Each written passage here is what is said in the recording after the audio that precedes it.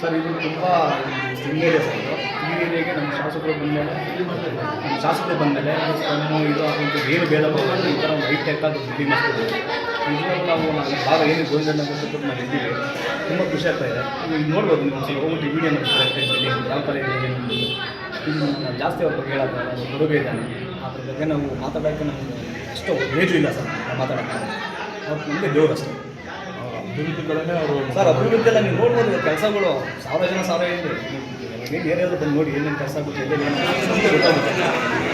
ಇವತ್ತು ವಾಟ್ರದ್ದು ಉದ್ಘಾಟನೆ ಆಗ್ಬೋದು, ಮನೆ ಉದ್ಘಾಟನೆ ಆಗ್ಬೋದು. ಇವತ್ತು ಕಮ್ಮಿ ಅದೆಷ್ಟು ಒಂದು 30 ಮನೆ ಇವತ್ತು ಬಡವರಿಗೆ ಫ್ರೀಯಾಗಿ ಕ್ವಾರ್ಟರ್ ಸ್ವಲ್ಪ ಇವತ್ತು ಇನಾಗ್ರೇಷನ್ ನೀವು ನೋಡಿದ್ರ ನೀವು ಹೋಗಿರೋ ನೀವೆಲ್ಲ ಅಲ್ಲಿಗೆ ಬಡವರಿಗೆ ಕೊಟ್ಟಿರೋದು ಯಾರು ಏನೂ ಕೊಟ್ಟಿಲ್ಲ ಅವರು. ಅಂಗನವಾಡಿನೂ ಅಷ್ಟೇ ಸರ್, ಇದು ಕ್ವಾರ್ಟರ್ಸ್ಗೆಲ್ಲ ಕರ್ಕೊಂಡು ಕೊಟ್ಟಿರೋದು. ಈ ಥರ ಬಿಲ್ಡಿಂಗ್ ಎಲ್ಲೂ ಇಲ್ಲ.